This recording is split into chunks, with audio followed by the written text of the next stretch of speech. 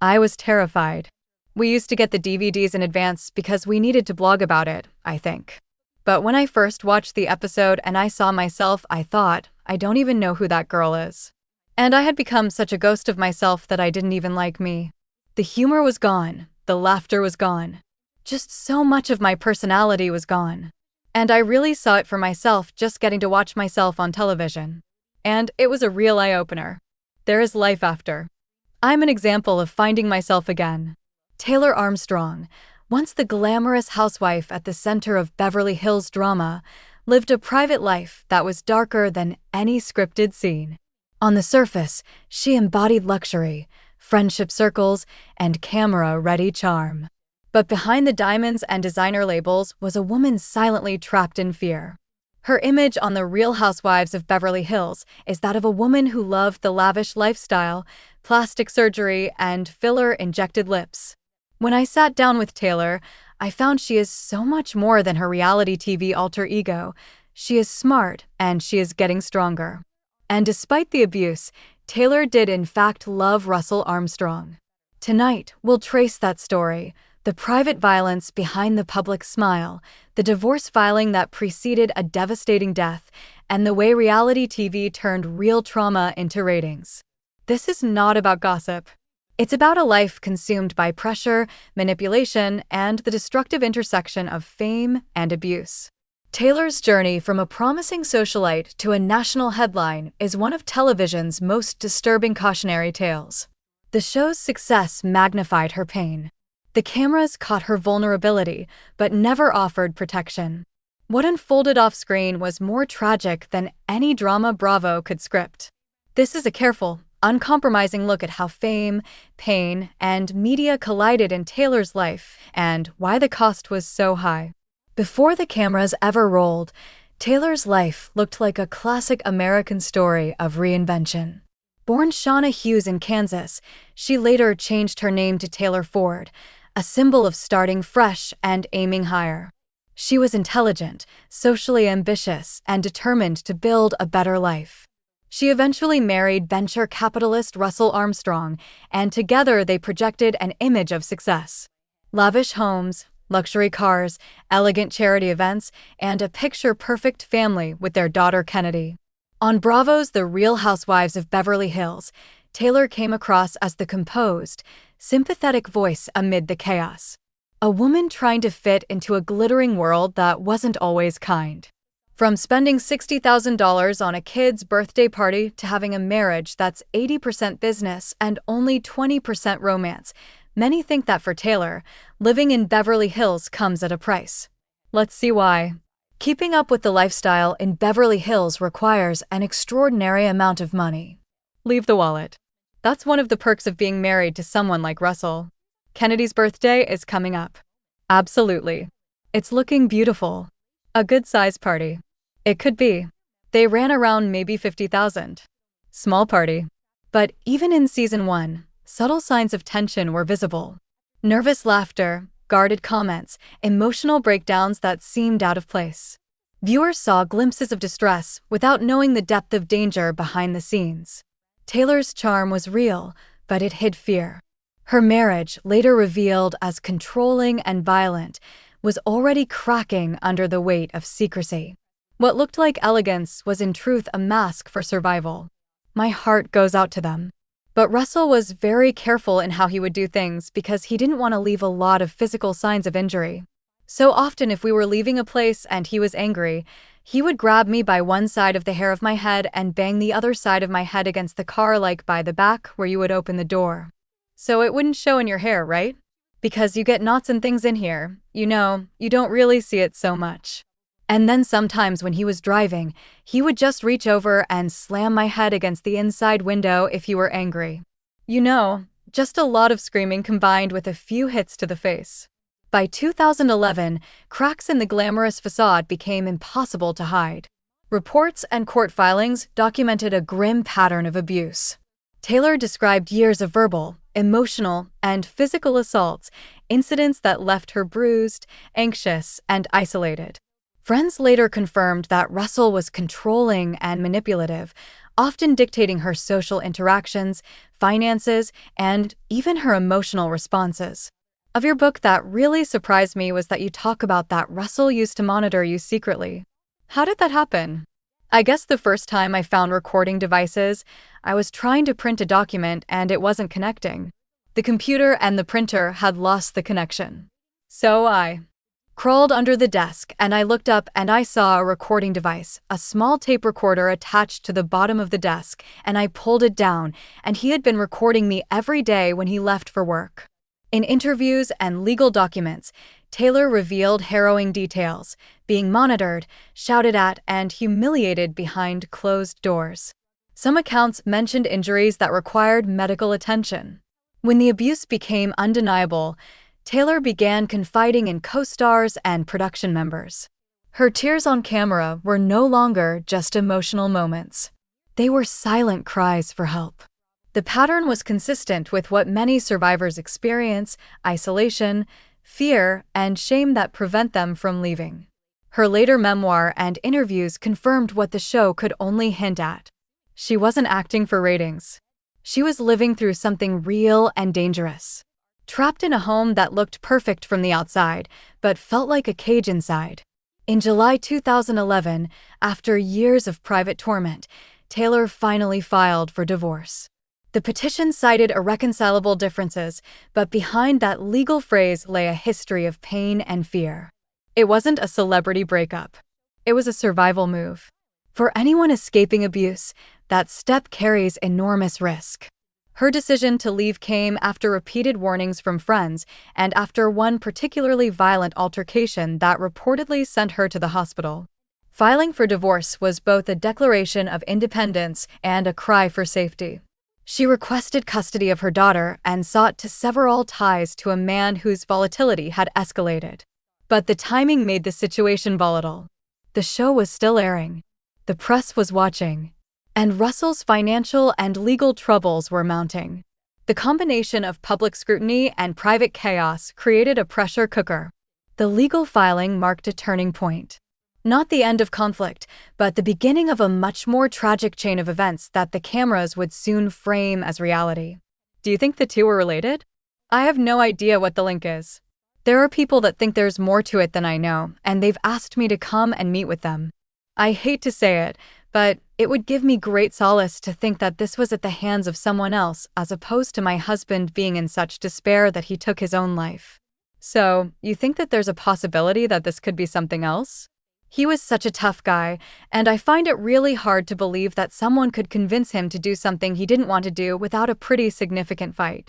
Barely a month after the divorce filing in August 2011, Russell Armstrong was found dead in a Los Angeles home. The news broke like a bomb across entertainment media. Fans of the Real Housewives of Beverly Hills were stunned. Producers scrambled to respond. Reports revealed that Russell was drowning in lawsuits and financial ruin. The public exposure of abuse allegations combined with legal stress and humiliation created unbearable pressure. Taylor was devastated, but also terrified. The sudden death left her facing grief, guilt, and relentless judgment, all under the world's gaze. Taylor's reaction was intensely human, but the public treated it as another episode to dissect. When Bravo aired the next season, the tragedy became part of the storyline. The show's glossy editing couldn't soften the reality that a man was dead, a woman was traumatized, and a child had lost her father. It was no longer entertainment. It was devastation broadcast in real time. Reality television thrives on emotion, and Taylor's pain became its most marketable storyline. The show replayed moments of her crying, struggling, and being comforted by castmates. Producers packaged her trauma into confessionals and previews. It was compelling television, but at what moral cost? Viewers empathized with her vulnerability, yet each episode blurred the line between documentation and exploitation. The network promoted her breakdowns as season highlights. Ratings spiked. The deeper Taylor fell, the higher the show climbed. Behind the scenes, Taylor wasn't receiving therapeutic help from production. She was expected to perform, to show up, speak on cue, and relive the trauma that nearly destroyed her. Critics accused Bravo of turning domestic violence into a spectacle. In retrospect, those episodes are difficult to watch. Every tear was genuine, but it was edited into a narrative arc meant to entertain. Taylor's grief was used as content, proof of how reality television can manipulate real human pain for profit. The franchise sold tragedy wrapped in designer fashion, and the audience, knowingly or not, became complicit in consuming it. Outside the show, tabloid media went into overdrive. Newspapers, blogs, and talk shows dissected every detail. The abuse claims, the death, the divorce papers. Headlines screamed for attention. Housewife's husband found dead. Shocking end to Beverly Hills marriage. Few paused to ask how the surviving family was coping. The story became public property. Anonymous sources filled gossip pages. And every photo of Taylor was analyzed for clues. The nuance of trauma vanished. She was alternately labeled a victim, a manipulator, or a media opportunist. The speed of the internet made compassion obsolete. Memes circulated of her crying, one of which became a viral reaction image still used online today, stripped of its original pain. The world laughed at a face that had once been crying for help. Amid the chaos, one person bore the deepest scars. Kennedy, Taylor's young daughter. She was barely 5 when her father died, and her mother's abuse became national news. No child should grow up with those memories. Yet Kennedy's life unfolded in the shadow of loss and public exposure. Taylor has often spoken about her desperate efforts to protect Kennedy from the media, shielding her from headlines and gossip. But when your life has been broadcast on international television, privacy is nearly impossible. Every replay of old footage risks reopening old wounds. Children of domestic violence often carry silent burdens, fear, confusion, identity struggles, and anxiety. Kennedy's experience reminds us that behind every televised scandal are real families trying to heal. Taylor's journey to rebuild stability wasn't just about personal recovery. It was about creating safety and peace for her child. Years later, Taylor has said her daughter's well-being is her driving motivation.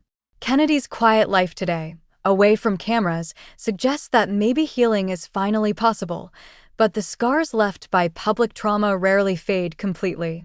In the years after the tragedy, Taylor began to rebuild her life with remarkable strength. She remarried, refocused her priorities, and found purpose in advocacy. Rather than retreating from the public eye, she used her platform to raise awareness about domestic violence. Her book, Hiding from Reality, became both a confession and a survival manual. Through interviews and appearances, she urged women to recognize red flags, controlling behavior, emotional isolation, financial manipulation, before it escalates. Her openness transformed her from reality star to advocate. Taylor began working with organizations that support abuse survivors, speaking at shelters and fundraisers. Each time she revisited her story, she risked reliving the pain, but she believed sharing it could save lives. Taylor's story forces hard questions about the ethics of reality television. When producers saw signs of distress, did they intervene? Did they offer help? Or did they keep filming because it made for gripping TV? Reality shows profit from conflict. But when that conflict involves real danger, the line between drama and exploitation disappears. Taylor's case exposed a major flaw in the industry: the absence of mental health safeguards. Networks often rely on waiver forms and disclaimers instead of duty of care. But entertainment should never come at the cost of someone's safety. Her experience remains a warning to producers. Ethics must come before profit, and every story filmed should include accountability behind the scenes. The final layer of responsibility belongs to the audience. Every click, share, and view fuels the system. When we consume pain as entertainment, we validate its production. Viewers of The Real Housewives of Beverly Hills didn't intend harm, but fascination with scandal created demand for more. Social media reactions rewarded sensationalism and punished vulnerability. The same public that condemned Russell also mocked Taylor's tears. Taylor's ordeal invites reflection on how audiences can do better. We can demand responsible storytelling, support survivors rather than mock them, and stop equating human suffering with entertainment value. Compassion must replace curiosity. Taylor Armstrong's past isn't just a scandal. It's a mirror showing what happens when fame, abuse, and media exploitation collide. Her life reveals how systems built for entertainment can consume the people inside them. She was failed repeatedly by a partner who inflicted harm, by a culture that romanticized wealth over well-being, and by an industry that turned her breakdowns into marketable content. The tragedy of her husband's death didn't end her story. It exposed the collective failure of everyone profiting from her pain. Yet, out of devastation came courage. Taylor's advocacy and survival stand as proof that pain can be transformed into purpose. But the world still owes her and all survivors a media environment that respects humanity over spectacle. The lesson is clear. Producers must protect participants. Networks must act responsibly and audiences must consume consciously. Reality TV will never disappear, but it can evolve if ethics, empathy, and accountability guide it. Taylor Armstrong's story is not just a cautionary tale. It's a demand for change. Her suffering should never have been entertainment, but her survival can be education. Taylor Armstrong's past is a warning. When private pain becomes public entertainment, everyone loses. Fame fades, but the trauma it exposes remains. We must choose dignity over clicks. Because behind every headline is a human life that deserves compassion, not consumption.